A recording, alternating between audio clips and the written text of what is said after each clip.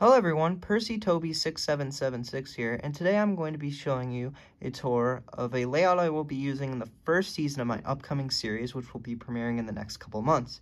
So before we get more in depth to this layout, I decided that I should probably give you an overhead view to get a more general idea of what the layout looks like from up above.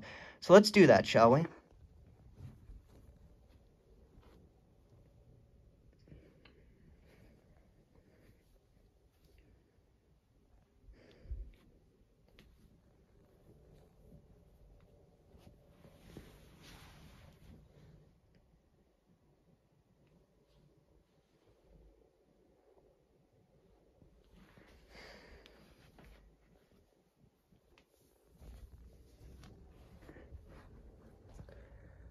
So going back to Knapford, we find Thomas, Gordon, the Flying Scotsman, and Toby at all four of the station platforms. So let's start with Thomas's platform, shall we?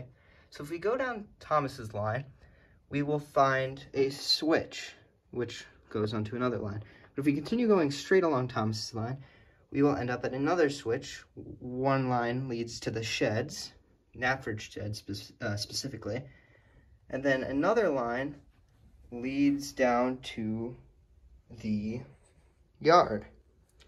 At the yard, we see Derek, Scruff, and Lady pulling or pushing their respective trains. So if we go all the way back on Thomas's line to this switch, we will go on this other line, which connects all the way back to where Gordon is at his platform, and go to where the level crossing is. And if we continue straight, we will go up to the viaduct. But let's go back, shall we? So on Gordon's line, there is a switch which leads onto the Flying Scotsman's line. At the very back of Thomas and Gordon's line, we find a V switch which connects the two lines, and then it goes back to this level crossing, and then to where Percy and Ryan are. But let's get back to that later. So back to where the viaduct is. If we continue straight along the viaduct, you'll find the Sodor Bay Bridge, which is very big and very menacing, as it seems. And then we'll find Diesel 10 right next to the lighthouse, probably scheming something evil, knowing Diesel 10. If we go down the viaduct, we will find a point where Ari and Bert are, pulling a fuel train. If we go along the other line on the switch, it'll just end up in Spencer's shed. So let's continue along where Ari and Bert were coming from and go to this V switch, which leads into the docks. So I guess it's best to start on the bottom line of the docks and then go to the upper line.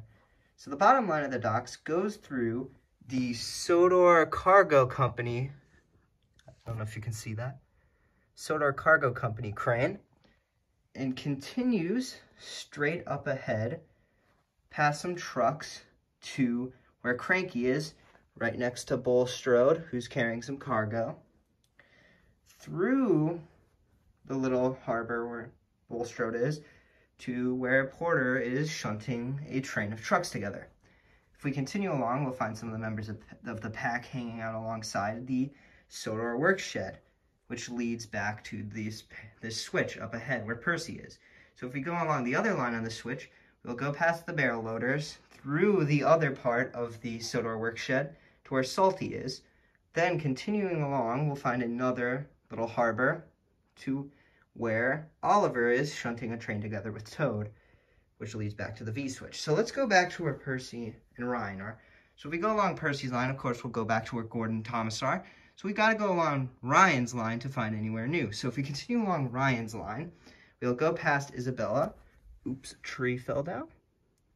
We'll go up through the Knapford covered bridge down to a three-way switch. So if we go along the left line on the three-way switch, we'll go around to where Bill is, pulling a train of trucks through Boulder Mountain, where the pack seem to be working on something important. And if we continue along, we'll go to this little siding back here where Ben is with Alfie. So if we go along the middle line, we'll have Donald and Douglas pulling the breakdown train, which just leads back to this switch, which connects to the right line, which both go through this mountain right here. So if we continue along, we'll find the little switch tower then through here to Toby's windmill, to Tidmouth Station, where James is pulling 2 coaches, to a pair of points, which lead into Tidmouth Sheds. So Tidmouth Sheds has a lot of lines here. So let's just do each one individually. So the line where Mavis is on just ends in a useful engine shed. The line where Stanley is goes down to where these points are. The line where Stafford is just leads into a ditch. The line where Edward is leads into another switch. And then the line which James seems to be going towards leads past some trees to where Edward was at this switch.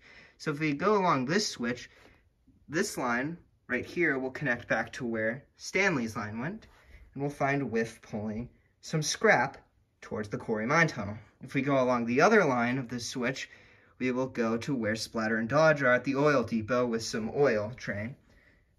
And back through the quarry mine tunnel, up over Gordon's Hill, yet again, back down through Knapford Covered Bridge to the Archstone Bridge with a lot of trees and bushes around the Fat Controller's house where Terrence is also plowing. Then we'll go back over this little level crossing that we were before, back over a V-switch to where it diverges into 2 lines. So we're going to go along Toby's line first. So Toby's line just leads straight forward past Birdie to where the Wellsworth Water Tower is, right where Harold is, which just leads back to the switch we were at before. If we go along where Flying Scotsman's line starts, we'll go straight ahead, past the switch where Flying Scotsman was going, to where Duck is with the breakdown train, and that is the entire layout. So, I don't believe I skipped over anything at all, because this layout is rather small. However, I do like its compact feel.